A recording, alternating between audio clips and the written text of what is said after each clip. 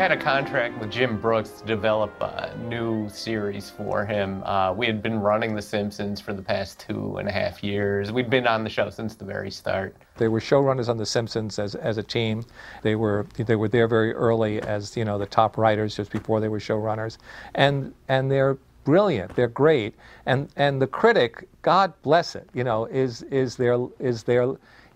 one of their labors of love. He had a deal with ABC that anything he brought to them, ABC would put on the air for 22 episodes. And he came to us with an idea about sort of backstage at the Today Show. It was like a morning version of the Mary Tyler Moore Show. And he wanted to center it on the woman who did the makeup, which was a little out of our league. You know, we don't know much about makeup, for example. But we were thinking, oh, well, you know, there are other people at the morning show, a film critic, you know. And then at the same time, League of Their Own came out, directed by Jim's friend Penny Marshall.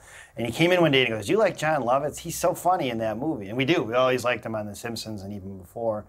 And Mike said, oh, wait, why don't we make Lovitz the film critic? And once we did that, like, everything else fell away. We just said, that's what we want to do. And we did it all the wrong way. We wrote this thing for Jon Lovitz, and then we said, John, you're the only one in the world that can play it. Will you agree to a deal? and, you know, he said, well, I guess this is a good position for me to be in. And he had a lot of stuff going because of League of Their Own, so he didn't want to commit to a full-length live-action series, which is what it was. So we thought, well, then we should make it animated. He can do it, and we're good at animation. And it'd be easier to shoot these movie parodies that we wanted to do.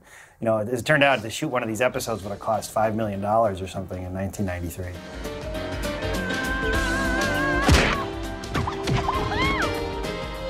It stinks. We had no visual look to the show. We just had a script that we wrote and sold it to ABC. And they said, okay, we'll give you 13 episodes. And then we had to find a design, a look for the critic. And one of John's stipulations was, it can't look like me. And so we have a lot of reasons why the critic does not look like Jon Lovitz. John is taller, he's not as heavy, he has more hair. It's funny, as time goes on, he does look more like the critic. That's true. So do we all. If they think I'm homely now, they should see this. There's 4 people with the design credit on the show. David Silverman, Rich Moore, David Cutler, and Everett Peck, I think. Everett Peck. Yeah. Silverman designed the look of the critic. Rich and David designed a lot of the supporting characters as well as the general look of the show, the painted backgrounds.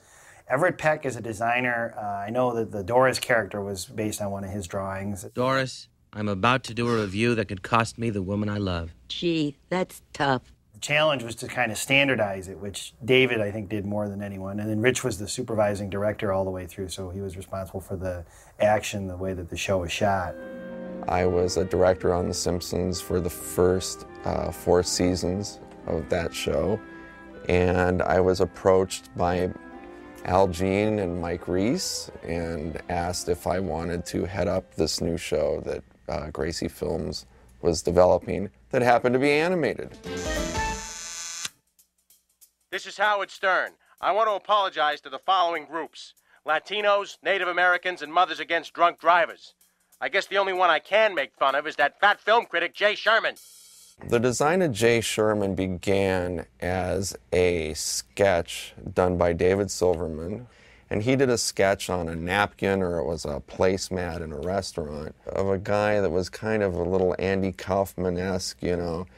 And Jim loved it, you know, and it looks very much like that Jay Sherman, you know, in the pilot of the first season. And the weird thing was he had a flat head, these, you know, and these tiny little eyes that were very hard to act with, and he was composed of shapes that were a little difficult to turn in animation. But Jim loved it so much that, and felt that it was capturing something about the character, that I didn't want to change it too much, you know, because it had a humanity to it, you know, that worked well with John's voice. And over time, that original drawing started to kind of, you know, those hard, flat, you know, Frankenstein corners on the top of his head started to kind of like smooth out, you know, and his pupils became a little bit bigger, a little more expressive. And I think he became more appealing in a way. You know, that he could you could act the character better in the new design that was created for the second season. The emotional beats just played stronger. My mother's bored with her life. What do women your age do? Die. If you've created characters in the writing and in design that have a real humanity to them, the audience embraces them and invests their emotions into them, and they take interest in what these characters are doing, you know. So it was never our intention to make them very cartoony, you know, because that's just not the show we were doing. The animation is awful. They just recycled mouth movements without moving the characters. It's awful, I tell you, awful. And it wasn't so much designed by committee, but it was more just kind of a think tank of like, you know, well, what do we like about the characters, and what are we trying to say about them? And it was good to have all the creative people involved in the show in one room, and, you know, and David and I could kind of take what everyone was thinking and do a quick sketch and, you know, show it to, you know, those involved, and we'd kind of critique it and, you know, move on to something else if we didn't like it, or kind of go off on that path. And we were having a real tough time with the parents. Jim Brooks had said, oh, the father should be this crazy wasp. Two things I can say is that the designs of the father and the mother, played by Garrett Graham and Judith Ivey, were based on a photograph of a couple of professors, a professor and his wife. There's something I should tell you about my parents. Hello, son. You're adopted. Well, duh. And then the daughter, we had a lot of trouble casting the voice. Debutante balls are outdated, elitist, and sexist. Nancy Cartwright, who plays Bart, plays the daughter Margot on the show. This is my sister Margot. She's a junior at Miss Hathaway's School for Untouched Girls. The voice is a lot like her real voice. You know, Yeah. It's like if you wonder what Nancy Cartwright sounds like. This is the ride I take with all my brother's girlfriends, where they admit they're just using him. It was like heaven, at least for me, casting the show, because every impressionist came through and we would just make them do their acts. And it was very, very entertaining. It was a lot of fun casting the show. This is Thelma Louise. Look at my fake bosoms. They are really grenades. Yes, rosebud frozen peas. You know, 22 is just too old for me. Let's have another hand for Best Freaking Actress, Faye Dunaway. I'd like to sing something from Andrew Lloyd Webber. I pity the fool who messes with the J-team. I asked for 2 shots, but this is ridiculous. And Maurice LaMarche came in, and he just did these drop-dead perfect impressions. He did the late Dudley Moore. He could do Marlon Brando. And I just seen Son of a Woman, and I said, oh, can you do Al Pacino and Son of a Woman, like off the top of my head? And he did it perfectly. Now, come on, Charlie. I want to get a drink. They said they need a guy who does a lot of impressions because there's going to be a lot of film parodies in the thing, because it's a story about a film critic. Oh, and by the way, do you do an Australian accent? Jay, bubbler. I was very flattered. I even beat out genuine Australians. What relationship with a woman has ever been enhanced by having a conversation? They saw in me the potential of a guy that they could just go, okay, Star Trek the Next Generations movie is out this week, or will be out by the time the show airs, so you need to work on your Jean-Luc Picard. All right, you two. Who wrote Beavis and Butthead Rule on the back of my skull? It would usually there'd be a lot of impressions Maurice could do, and then every once in a while there'd be one where actually Nick would do it a little better, and, you know, we'd split it up that way. Nick Jameson and Maurice LaMarche would each wind up doing literally 20 to 30 characters in every episode. Oh, Mr. Sherman, I have sight for you, the very best devil in the house.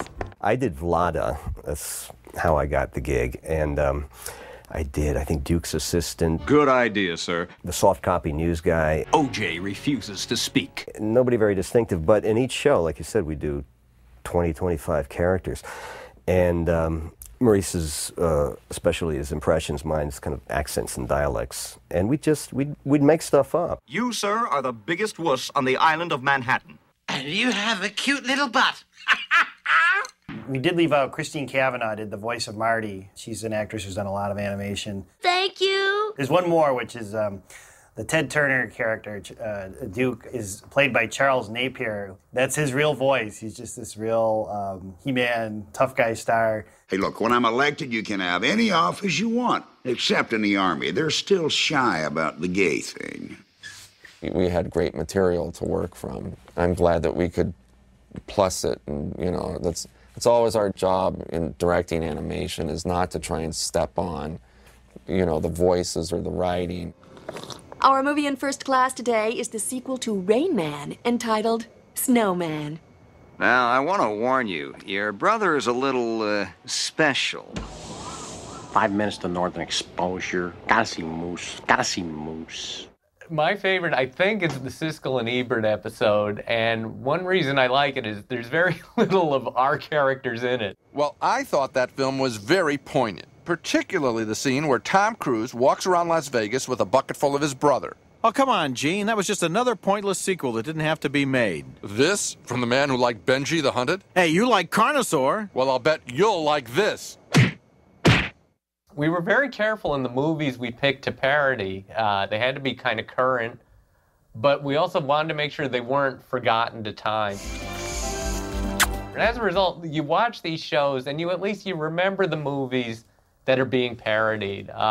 So for something that was sort of ripped out of current pop culture, I'm happy that it holds up very well.